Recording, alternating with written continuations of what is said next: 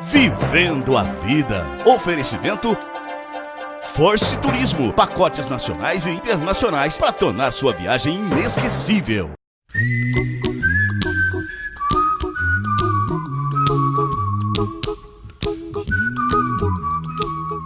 Vivendo a Vida hoje fala com a doutora Giovana Beatriz Artoni de Carvalho Chagas, médica geriatra do Centro de Referência do Idoso de Presidente Prudente. Doutora Giovana, nós estávamos falando aí no outro bloco com relação ao projeto, né, de estabelecer aqui em Presidente Prudente esse projeto federal.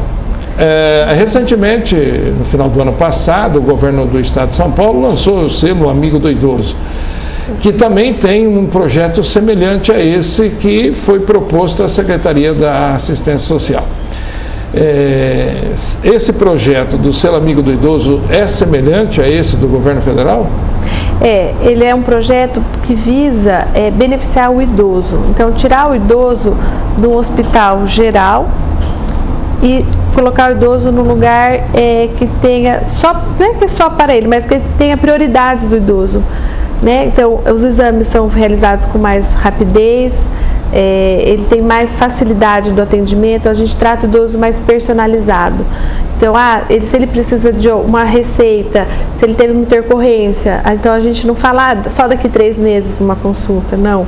A gente consegue atender esse idoso com mais rapidez e ter uma proximidade maior com o idoso. Porque muitas vezes o idoso não tem tempo para esperar, né? Uma pessoa jovem ainda consegue esperar, ela tem uma estrutura física para suportar uma determinada espera, mas a pessoa idosa já não tem. Eu vejo também a importância disso, porque quando nós atuamos nessa área, através da delegacia, a gente percebe que quando o recurso vem, o idoso já faleceu.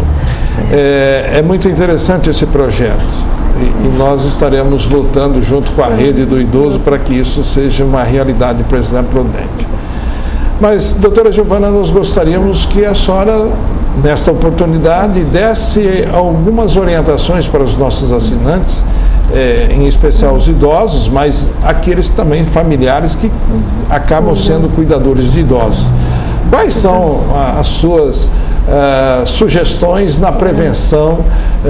Nós falamos muito sobre quedas recentemente, poderíamos começar com esse tema, sobre a queda. Sobre a queda. Então, a queda hoje, né, no idoso, é um tema que ainda bem que foi tema agora nessa semana, porque é pouco falada e é pouco investigada.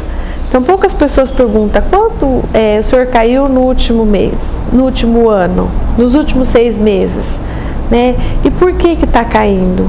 Então, o problema não é só o fato do paciente cair, mas é as consequências que ela vai trazer para o idoso e para a sociedade. Após a queda. Né? Após a queda. Então, uma queda vai levar a uma fratura, se o paciente não recuperar, ele vai ficar institucionalizado, fica acamado, aí leva as complicações do paciente que é acamado, problema social, o que a gente vê muito, paciente que é idosa, 80 anos, mora sozinha, é independente, faz tudo em casa sozinho, tem uma queda, de um dia para o outro ela se torna totalmente dependente.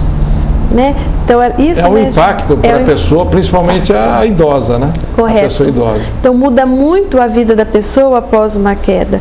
E tem muitas causas de queda que a gente consegue resolver, né? Assim, simplesmente conversando com o paciente ou vendo o porquê que ele está caindo.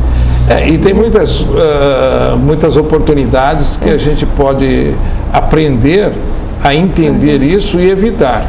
Principalmente em casa, né? Correto. Em casa, assim, que eu pego muito no consultório, e que em São Paulo a gente tinha um ambulatório que era só de quedas, né? Que a gente investigava o porquê da queda e tentava intervir para o paciente poder diminuir o número de quedas. O que acontece muito é a automedicação. Então, o paciente que toma muito medicação, a gente fala mais de 4 medicações por dia, ele tem um risco aumentado de ter queda. E a hipotensão postural. O que é a hipotensão postural? É a queda da pressão que acontece no idoso. Então, se ele está deitado e ele vai ficar sentado a pressão cai rapidamente, falta oxigênio no cérebro e aí ele dá a tontura e cai. E o idoso, quando toca uma campainha e ele está sentado, ele sai correndo para atender. Nessa hora, cai. Qual seria a ação dele nesse momento, então? Tocou a campainha, o que ele tem? Ele está sentado, o que ele tem que fazer? Toca o telefone. O que eu falo sempre? Vai no ritmo do senhor, não adianta acelerar. Senta, conta, ou está dormindo e vai levantar. Então, senta, conta até 10, reza um Pai Nosso, uma Ave Maria, faz a oração do dia, dá uns 10 minutinhos sentado para depois mudar de posição e para ficar em pé. Para o organismo poder se reestruturar, melhorar a circulação e aí o paciente fica São em pé. Ações que Sim. devem ser adotadas para que mude, né? Isso. E são ações simples e não existe remédio para isso. Então, o remédio é o próprio paciente que vai fazer, é mudar o comportamento dele, né?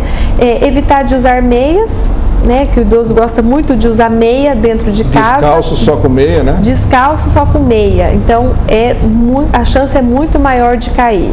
E aqueles tapetes no... Tapete, o ideal é que não tenha tapete em casa. Tirem todos os tapetes de casa e, se tiver, fixar o tapete no chão. Não pode ser tapete solto. Outra coisa que a gente orienta muito é colocar barras, né, no banheiro para poder facilitar, ou mesmo se for um ambiente onde o paciente anda muito, corredor. Primeira coisa é ver o solado do calçado. Tem um calçado que os idosos gostam muito, que é aquela moleca, que eu proíbo meus pacientes, não pode usar a moleca, ela é uma delícia, porque ela acomoda bem a joanete do paciente, só que o solado dela é muito fino, então ela dobra. É um risco muito grande. É um risco maior de cair. Então, o ideal seria o quê? Um sapato com um solado de 2 centímetros, de borracha e que seja preso na frente e atrás. Tem que ser preso. Então, esse é o sapato ideal para o idoso, inclusive para ficar dentro de casa, porque é onde ele mais cai. Por quê? Porque é onde mais se descuida, né? Nós estamos indo para mais um intervalo, continuaremos com essas informações no próximo bloco. Não saia daí, voltamos em instante.